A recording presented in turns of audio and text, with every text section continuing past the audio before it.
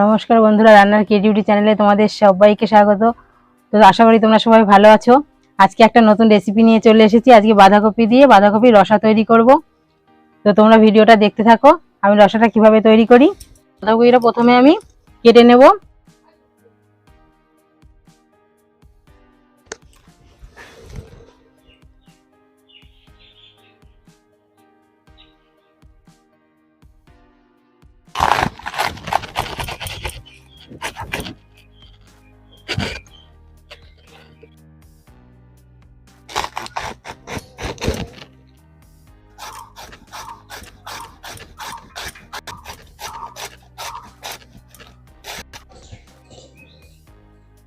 দেখো বন্ধুরা, আমি বাঁধাকপিটা কেটে নিয়েছি, সঙ্গে আমি আলুগুলোও কেটে নিয়েছি এরকম ডুমো ডুমো করে।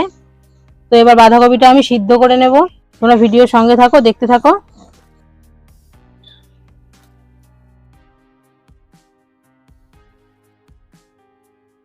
বাঁধাকপি সিদ্ধ করার জন্য কড়াইতে আমি জল দিয়ে দিলাম। এবার একটু লবণ দিয়ে দিলাম। এবার বাঁধাকপিগুলো দিয়ে দেবো।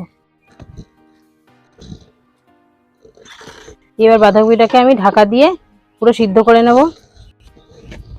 দেখো বন্ধুরা, আমি এখন মটরশুঁটি ছাড়িয়ে নেব বাঁধাকপি সিদ্ধ হতে হতে। আর টমেটো দুটো কেটে নেব।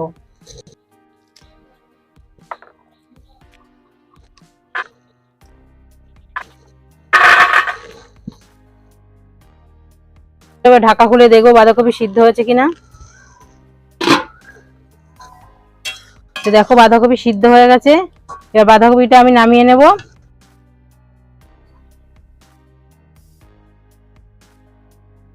এখানে জিরে নিয়েছি, আদা আর কাঁচা লঙ্কা, এই মশলাগুলো আমি বেটে নেব। কড়াই হয়ে গেছে, তো কড়াইতে আমি তেল দিয়ে দিলাম। তারপর তেলের মধ্যে আমি শুকনো লঙ্কা আর 5 ফোড়ন দিয়ে দেবো। এবার কেটে রাখা আলুগুলো দিয়ে দেবো।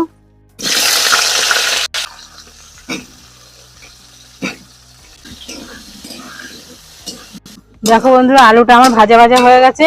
তো এখন আমি টমেটো আর মটরশুঁটিটা দিয়ে দেবো।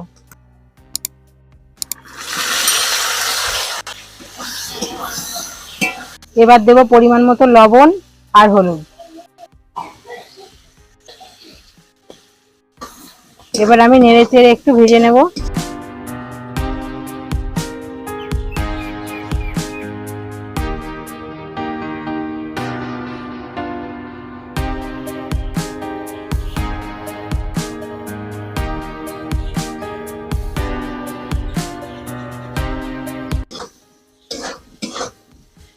দেখো বন্ধুরা, এবার আদা জিরে আর কাঁচা লঙ্কা যে আমি বেটে রেখেছিলাম সেটা আমি এখন দিয়ে দেবো। এবার একটু জল দেবো যাতে মশলাটা পুড়ে না যায়।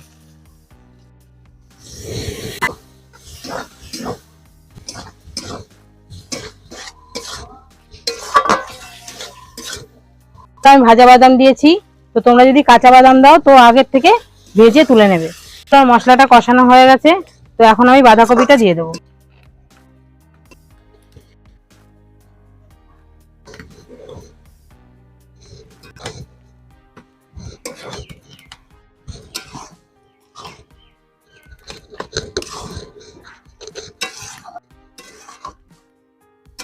বাঁধাকপিটা দেওয়ার পরে আমি 5-7 মিনিট ধরে কষিয়ে নিয়েছি।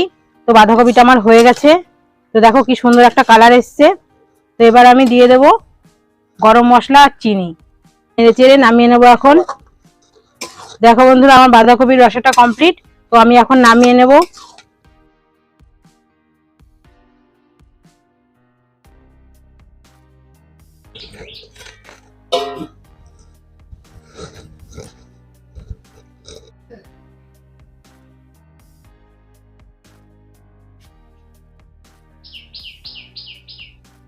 দেখো বন্ধুরা, আমার বাঁধাকপির রসাটা কমপ্লিট।